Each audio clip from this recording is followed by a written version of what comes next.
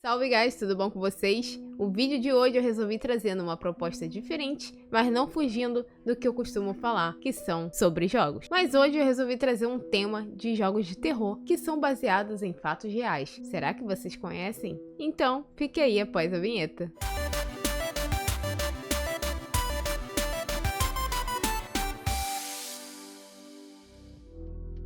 Iremos começar pelo jogo Granny. É um jogo eletrônico indie de survival de horror lançado em 2017 e desenvolvido e publicado pela developer para celulares iOS, Android e também para o PC. O jogo é um spin-off da série de jogos Slendrina, que também foi lançado pela mesma desenvolvedora e para celulares. O jogo é feio assim mesmo, aquele típico jogo que você vai rir de jogar e ainda vai causar uma zoeira na tua live. Mas será que a galera sabe que esse jogo foi baseado em uma história macabra? O intuito do game é você controlar um protagonista sem nome, mantido preso em uma casa sombria e antiga, onde o jogador está mantido em cativeiro por uma criatura sobrenatural, que visualmente aparenta ser uma mulher idosa chamada Granny, e sua filha conhecida como Mãe de Slendrina, que se tornará uma ameaça apenas após entrar em seu território, conhecido como Porão de Aranha. Você precisa escapar da casa em um período de até 5 dias, montando quebra-cabeças e encontrando itens necessários para te ajudar a fugir. O jogo ganhou popularidade após diversos vídeos de sua gameplay serem postados em várias plataformas de mídia social, como o YouTube e a Twitch. Mas qual será a história real por trás desse game? No ano de 2015, na Rússia, uma senhora chamada Tamara Samsonova foi presa sendo acusada de ser assassina de outra idosa chamada Valentina Ulanova. Tudo começou quando Tamara passou a morar em São Petersburgo, onde conheceu Alexei Samsonova, que era um homem simples que trabalhava em uma oficina de carro. Tamara se casou com ele, trabalhou, viveu uma vida normal como qualquer outra. E depois do seu último emprego em um hotel que durou 16 anos, ela se tornou dona de casa. Passando o tempo e a velhice chegando, a Tamara se tornou aquela senhora do bairro que todos gostavam, simpática, educada, que todos conheciam. Mas no ano de 2000, o seu marido desapareceu de repente, e diante de tudo aquilo, Tamara acusou seu marido de ter fugido com outra mulher. A polícia foi acionada, que tentou localizá-lo, mas ele nunca foi encontrado. Com essa perda, a mulher começou a apresentar comportamentos estranhos. Para ter uma renda, ela começou a alugar o quarto do seu apartamento para as pessoas, mas até aí tudo bem. Porém, os vizinhos já começavam a comentar seus comportamentos. Não dava mais para ter um diálogo, pois ela só falava coisas confusas e sem nexo. Além de sempre que saía do seu apartamento, comentava com as pessoas da vizinhança que tinha alguém escondido lá. E quando ela voltava, suas roupas haviam sido rasgadas. Ninguém sabia se era verdade ou se ela estava louca, mas a grande maioria achava que estava muito doida da cabeça. E para finalizar, todas as suas loucuras, ela se alimentava de noite. Ela sempre saía de pijama bem tarde para o mercado para comprar algo para comer, pois dizia não sentir fome. Uma coisa era certa, nenhum inquilino ficava no quarto alugado, porque ela teve diversos problemas com eles. Dava para ouvir gritos de discussões que rolavam direto, ou seja, ninguém ficava lá por muito tempo.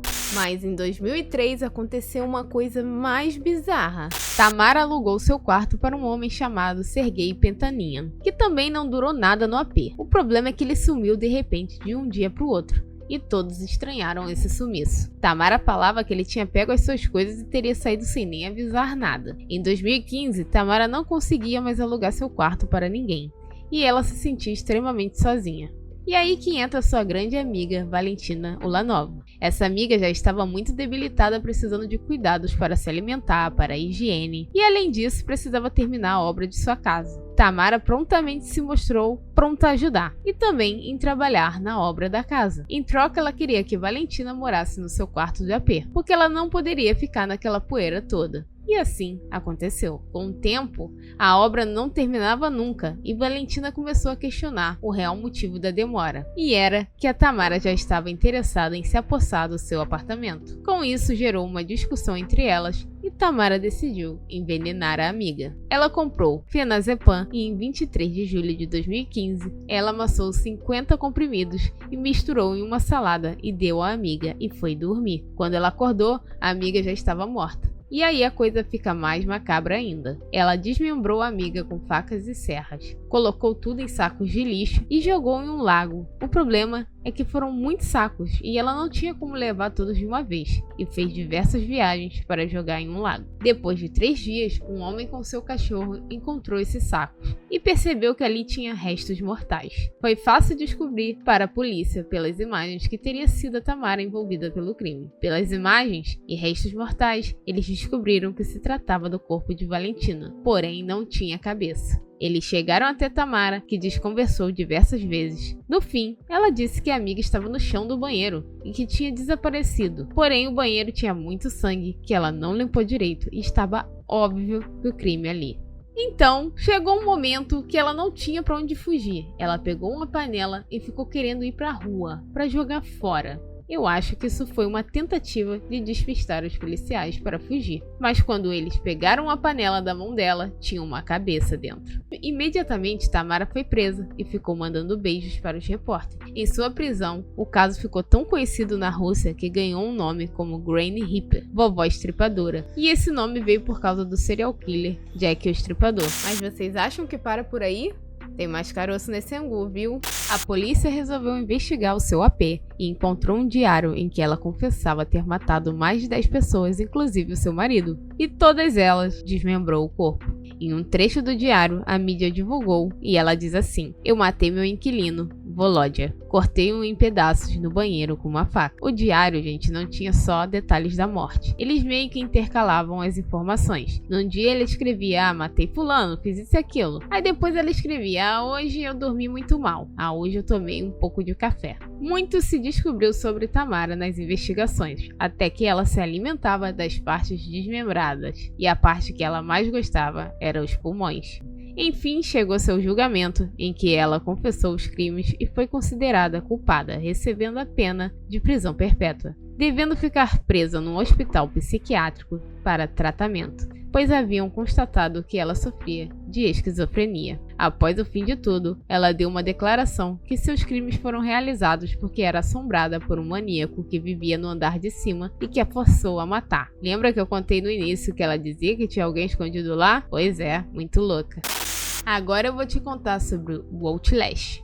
No primeiro game da franquia, você controla um jornalista chamado Miles, que vai até um manicômio para criminosos insanos, para investigar uma denúncia de maus tratos. Só que ao chegar no local, ele percebe que há muito mais do que isso. O jogador deve explorar e descobrir que tipos de experimentos são feitos com os internos, que não ficam nada satisfeitos com a presença do jornalista. Por mais nobre que sejam as intenções de Miles, afinal, eles são loucos mesmo, né? E boa parte do enredo que choca ao longo do game foi inspirado em relatos e documentos da versão real da instituição Richardson Olmsted Complex, que fica em Nova York, nos Estados Unidos. Para isso, a Red Barrels, desenvolvedora do game, montou uma equipe dedicada a vasculhar documentos e relatórios reais sobre os pacientes do manicômio, que por sua vez recebia os piores criminosos da cidade. Com isso, ela pôde montar um enredo onde boa parte das atrocidades cometidas por eles eram realizadas não fora, mas dentro da instituição. Existia um programa secreto chamado MK-Ultra, que a CIA buscava formas de controle mental. Eles financiavam experimentos de controle mental usando descargas elétricas, drogas alucinógenas e outras técnicas terríveis, sem conhecimento das cobaias. Tudo começou no princípio da década de 1950, quando a Guerra Fria estava no auge, quando alguns americanos prisioneiros da guerra liberados na Coreia voltaram para casa defendendo a causa comunista. A comunidade de inteligência dos Estados Unidos se alarmou, com medo de que os soviéticos e chineses tivessem desenvolvido técnicas de controle mental e de que seus agentes ou prisioneiros de guerra pudessem revelar informações. A recém-formada CIA destinou 25 milhões para experimentos psiquiátricos em seres humanos. A ideia era tratar de descobrir como interrogar as pessoas e debilitá-las, e também como proteger seu pessoal dessas técnicas. Foram feitos testes com ácido.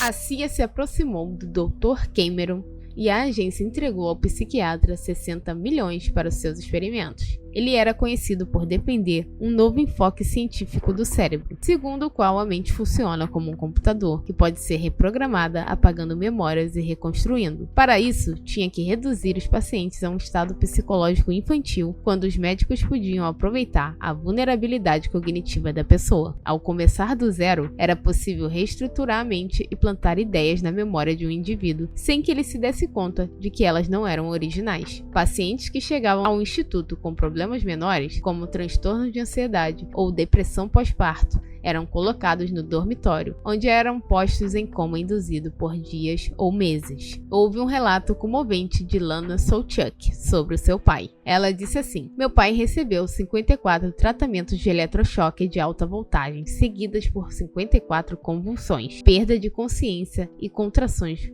musculares violentas. O homem tinha um corpo atlético e na época tinha apenas 27 anos e havia ido ao hospital para tratar da asma. Depois de 27 dias de eletrochoques, disseram que estavam desanimados porque ainda tinha vínculos com a sua vida anterior, pois seguia pedindo para ver sua esposa. Decidiram-lhe dar mais tratamentos de eletrochoques e colocá-lo para dormir por uns outros 30 dias. Sem seu conhecimento ou consentimento, os pacientes foram tratados à força com grandes doses de drogas psicodélicas como o LSD. Obrigavam-nos a escutar mensagens cíclicas com fones de ouvido ou alto-falantes, às vezes instalados dentro do travesseiro do paciente por até 20 horas ao dia, como se estivessem dormindo ou acordados.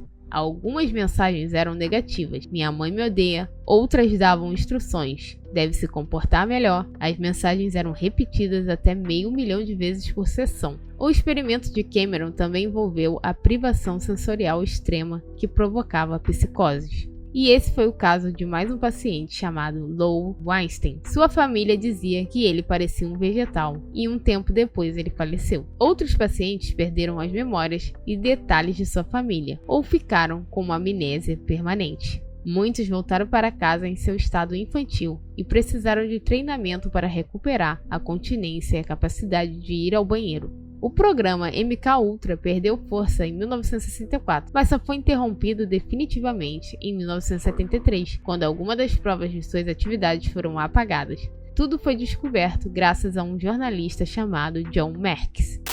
Então, galera, o vídeo vai ficando por aqui. Eu espero que vocês tenham gostado de eu trazer um vídeo um pouco diferente do que vocês estão acostumados. Se vocês curtiram e quiserem a parte 2 desse vídeo, eu posso trazer mais jogos baseados em fatos reais. Se você gostou, deixa aquele likezão. Se você não é inscrito, inscreva-se para ajudar aqui no canal. E até semana que vem com mais novidades.